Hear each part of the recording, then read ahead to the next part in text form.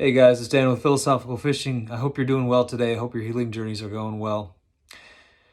I hesitated making this video that you're about to watch for the simple fact that I've tried to make this channel very, very positive since I started it.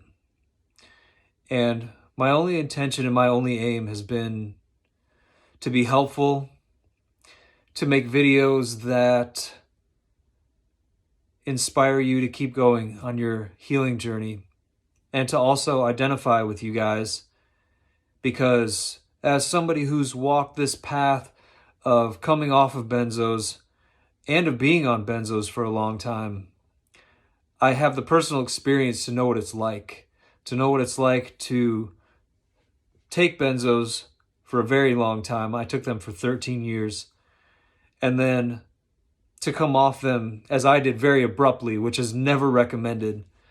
A slow taper is definitely always recommended, but I came off them very quickly, and I was very, very heavily damaged by them. I've also experienced a huge, tremendous amount of healing, and a lot of that healing came to me very, very quickly. And also a lot of the healing that I've experienced has been a direct result of, as I talked about in my last video, the spiritual path that I've pursued in recovery. But today's video is going to be a little bit different because I'm going to talk about the fact that I've also been struggling with depression quite a bit lately. Depression is something that I've always had. It's been in my life for pretty much as long as I can remember. I can remember being 5 years old and feeling depressed and having very negative, dark thoughts, and just feeling like I was kind of different from other people. I always kind of felt like I was on the outside looking in, and had this feeling of dread. And I've always been pretty super emotional. So I always feel things very, very deeply. So when I feel joy and happiness, I feel that very deeply. And when I feel despair or darkness or depression, I also feel that really deeply as well.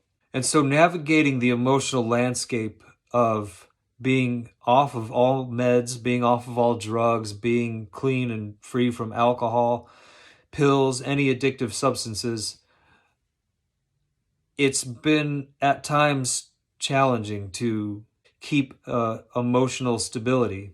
I actually recorded a video yesterday on my laptop.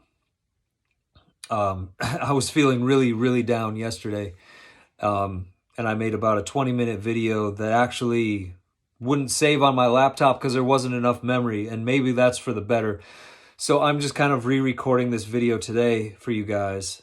And I guess my purpose is just to let you know that even though my life is exponentially better than it used to be when I was on benzos and in the early years of being off benzos,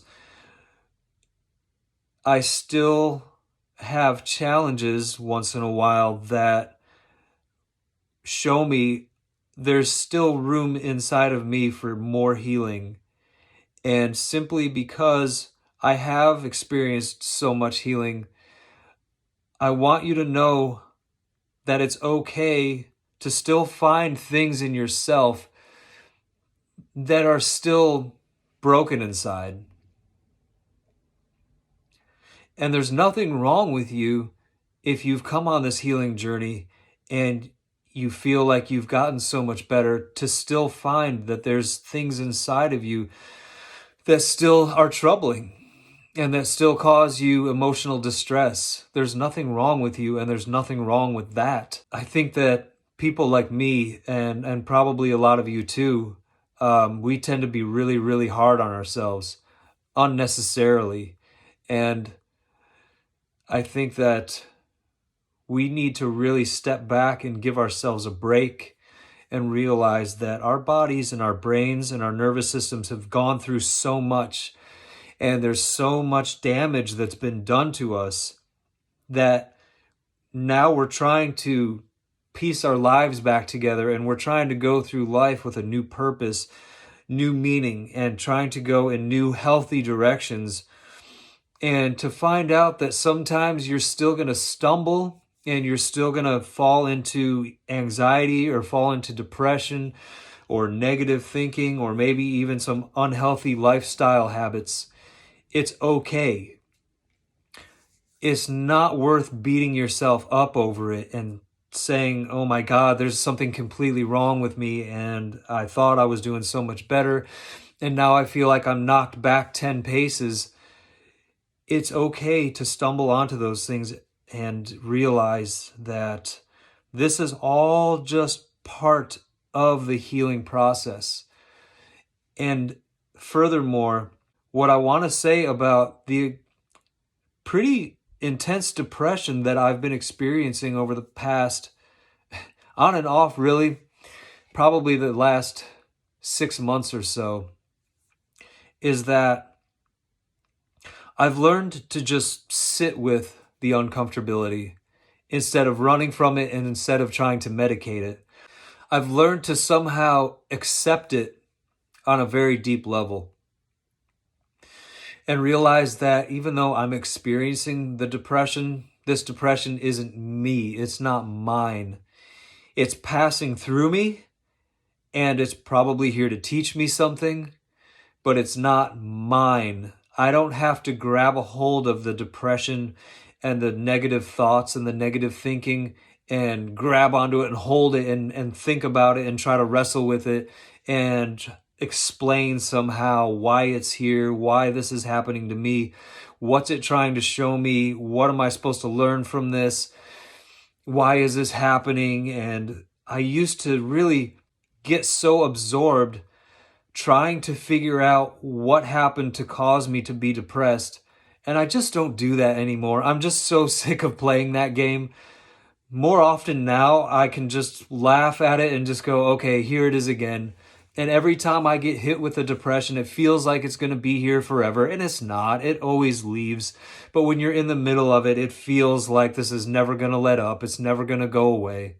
But it always eventually does. It always passes. So instead of trying to wrestle with it, trying to figure it out, why did this happen? What's going on?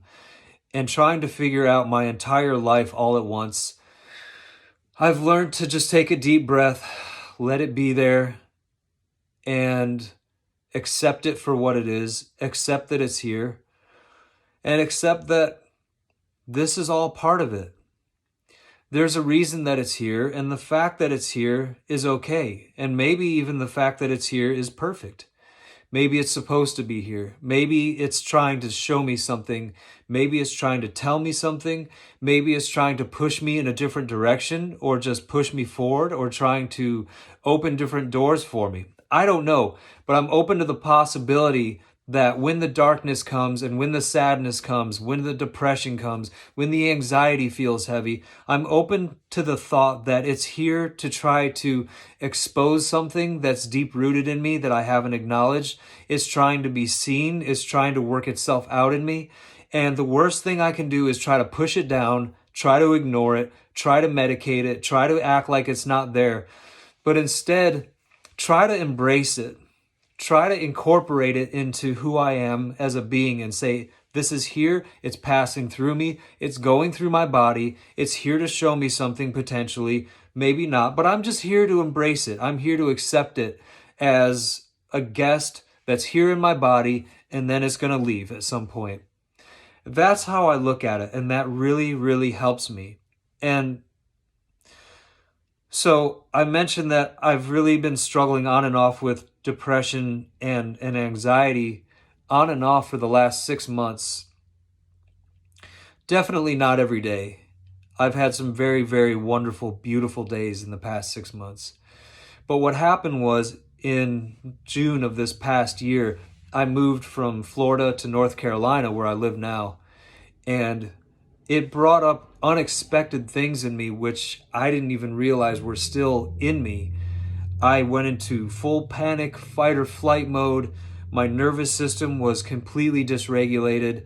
I went into a new high pressure job. I was in a different place. I had never really been before. I don't have any friends here. I don't have any family here.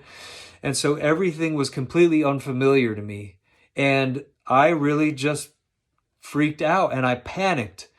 And I couldn't help it. It was just something that happened. I think my nervous system is still damaged from the benzos, and I've kind of always been this way too. So I've kind of always been, I think, kind of genetically predisposed to panic and anxiety. But I went through a very, very rough period for probably a few months until it finally evened out around probably mid to end of September. And then by October, I kind of feel like I had evened out. And then I just found out that the job that I got in June when I first moved here is being sold to another company. Another company's taking over. And so now my life is changing again, and I'm having to navigate that and figure out, where do I go from here now? What do I do? But it's also opened new doors for me. I started this YouTube channel, and I got outside my comfort zone. You know, I never really wanted to be on camera and do this kind of stuff because I was always too self-conscious about recording myself or putting myself out there or talking about my story and putting it out for anybody in the entire world to go see. But somehow through this process of going through the anxiety, going through the depression, going through the nervous system dysregulation, it propelled me into these other areas of life and get outside my comfort zone once again and show me that I can do different things. I can do that which I thought I was too incapable of doing. And I think that we're all capable of doing that. We all have that inside of us.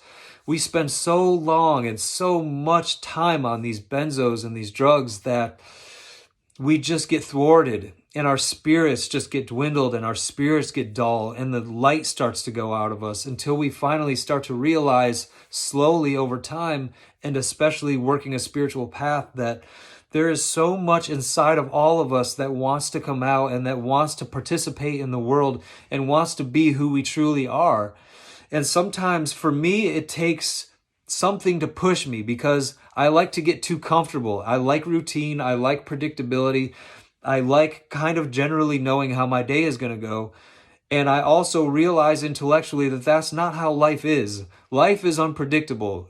Our lives can change at the drop of a hat without anybody asking us permission. I fully intellectually realize that. Yet I still cling to safety. I still like to cling to comfortability. I still find safety in a daily routine. And at the same time, I like to expand and I like to push myself outside my boundaries. But I think sometimes life is there to challenge us, to really try to push us in a new direction and try to expand us beyond those comfortable boundaries, whether we like it or not. And we have to go through these tough times. And then the challenge there is, okay, can I sit with the uncomfortability? Can I just let it be there? Can I let it try to show me what it wants to show me? Avail myself to the universe as, here I am, I'm a tool to be used. And please, universe, God, whatever you want to call it, do your thing with me and show me where to go and what to do with this. Because I definitely don't want to go back to putting anything destructive in my body or trying to check out with benzodiazepines or alcohol or opiates or anything like that. That is definitely going to propel me quickly in the wrong direction. But if I can learn to just be present with the uncomfortability and with the pain that I'm experiencing, all of that can be transmuted. And to use a word that is often used in the spiritual community, which is to alchemize the pain into something positive. In other words, if I can become as present as possible with the pain that I'm experiencing, learn to just let it be here, and then walk through the process of either letting it show me something that it's trying to bring up inside me. Through the process of meditation, I've learned that the pain can then be transformed into something really, really positive. And I've seen that over and over in the last 7 years since I've been clean and sober and have come off of benzodiazepines. So even though, yes, I have been struggling and I have had many, many days in the past 6 months where it was brutally painful, very, very deep depression and very, very intense anxiety. And I haven't shared that with you guys. I've really started this channel to be a place of positivity, of healing, and of sharing my healing journey with you guys and those things that I found that really work for me. But at the same time, I only say all this to you guys to A, be transparent with you, and to B, show you that yes, I still have struggles, and also this is how I navigate through these struggles. Sharing this with you in the hopes that if you're encountering this right now and you're sitting in pain, or you find yourself at some point down the road going through very, very deep anxiety and depression, that you know that it's possible to go through it and to come out the other side and to grow through it. I don't know that every single time I've been depressed that it's shown me something and I've had this huge revelation and this massive spiritual awakening afterwards, but I do know that every time I face the pain and I let it be and I accept it, I do feel like I come out the other side with just a little bit more strength and just a little bit more awareness that I know that I can navigate through these tough experiences. So I think I'm glad that I re-recorded this video because I really sounded like Eeyore yesterday. And so I think this was a little bit better. Oh man, but I love you guys.